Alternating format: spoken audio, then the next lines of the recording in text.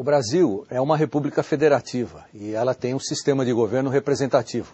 O que significa isso? Significa que a população elege os seus políticos que se tornam governantes. Como nós somos uma república representativa, nós temos o governo federal, que é a União. O que é a União? É a somatória dos estados que formam o país. Nós temos no Brasil 26 estados e o Distrito Federal. São 27 unidades que formam essa União. E dentro desse regime representativo, nós temos o Poder Executivo, a nível federal, dentro da União, o Poder Legislativo e o Poder Judiciário. O Poder Executivo é aquele que comanda o governo, o próprio nome já diz, ele executa as ações e dirige o país em nome da sociedade. O Poder Executivo é representado pelo Presidente da República. Nós elegemos um Presidente da República que vai ser o Executivo que faz acontecer as leis que o Congresso Nacional aprova, que cumpre as determinações da Justiça e que executa os planos de governo para buscar a melhoria e o bem-estar geral da população. Na teoria, é assim que funciona. Num sistema como o brasileiro, o Presidente da República pode tudo, porque o nosso sistema é presidencialista e dá a ele o poder de veto sobre leis, de elaboração de planos, de formatação do orçamento, de criação de ministérios. Na verdade, o poder é muito maior do ponto de vista daquilo que a sociedade transfere para o Presidente da República do que o que emana da própria Constituição. O vice-presidente pela Constituição brasileira é uma figura de expectativa. A função dele é estar esperando a oportunidade de substituir, pelos motivos que possam vir a acontecer, o Presidente da República. O que acontece é que, às vezes, o Presidente da República atribui ao vice-presidente ou uma função ministerial, ou uma função muito mais diplomática, ou alguma atribuição de ordem institucional. O Presidente da República pode se licenciar e o vice assume. Ele pode viajar e o vice assume, o que é uma situação bastante interessante, porque quando o presidente sai do país e o vice-presidente assume, o país fica com dois presidentes, porque um está viajando e o outro está aqui ocupando o cargo. Na vacância do presidente e do vice-presidente, pela nossa Constituição, quem assume é o presidente da Câmara dos Deputados. E na ausência dessa ordem sucessória, não estando o presidente, não estando o vice-presidente, não estando o presidente da Câmara, assume o presidente do Supremo Tribunal Federal. Dentro do sistema de executivo, legislativo e judiciário, que é o poder representativo no Brasil, o legislativo, no nível da União, no nível federal, é formado pelo Congresso Nacional. O que é o Congresso Nacional? Ele é formado pelo Senado e pela Câmara dos Deputados. O Senado Federal é aquele que recebe a eleição dos estados de 3 senadores a cada 8 anos e a cada período de 4. Então nós temos o sistema 2/3 e 1/3 de renovação. O mandato de cada um dos senadores eleitos é de 8 anos. Os senadores representam os estados da União perante o Congresso Nacional.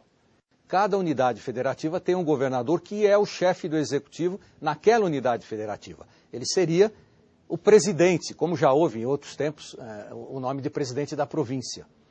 O governador de estado é o responsável, fazendo uma comparação com a União, como o presidente é o responsável pelo executivo do país, o governador do estado é o responsável pelo executivo do estado. É ele que toca as obras, é ele que faz o orçamento, é ele que nomeia secretário, é ele que cumpre e sanciona ou veta as leis aprovadas, no caso, pela Assembleia Legislativa.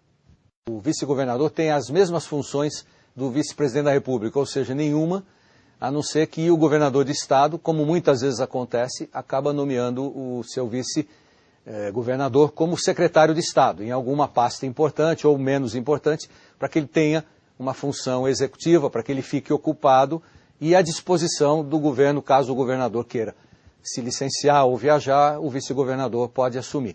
Na ausência do vice-governador, na mesma linha de hierarquia do Poder Federal, quem assume o cargo na ausência do governador e do vice é o presidente da Assembleia Legislativa. E na ausência do presidente da Assembleia Legislativa, quem assume é o presidente do Tribunal de Justiça do Estado. A Câmara dos Deputados elege proporcionalmente à população votante de cada estado um número de deputados federais que representam a população daquele estado. Então o Congresso Nacional é formado pelo Senado, os senadores representam os estados brasileiros e o Distrito Federal também. E a Câmara Federal é formada por deputados federais que representam a população daqueles estados. No âmbito estadual, quem representa o legislativo é a Assembleia Legislativa, que elege deputados estaduais em cada uma das unidades federativas e deputados distritais no Distrito Federal. O deputado estadual tem a função de fazer as leis de interesse daquele estado. As leis aprovadas na Assembleia são submetidas à sanção do governador do estado, que pode sancioná-las, portanto elas imediatamente entram em vigor, ou vetá-las, e elas voltam para a Assembleia Legislativa.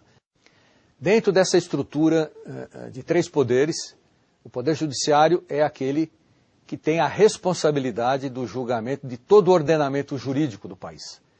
No nível federal, o Poder Judiciário é formado pelas altas cortes brasileiras. Nós temos o Superior Tribunal de Justiça, o Supremo Tribunal Federal, que é o que julga as questões de ordem constitucional, e nós temos os tribunais superiores eleitoral e do trabalho.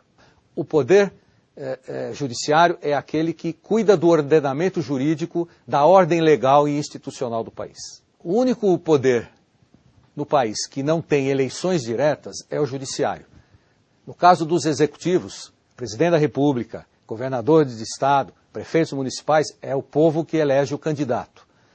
Nos casos de deputados federais, senadores estaduais, também é o povo que elege. No Judiciário, se trata de carreira jurídica, por concurso. Os interessados têm que ter a formação em direito, uma formação muito consolidada, e prestar concurso público para começar a carreira ou como delegado de polícia, ou como juiz de direito, ou como promotor público, e a partir daí vai fazer uma carreira por tempo de serviço e por mérito para poder chegar aos mais altos cargos do judiciário no país.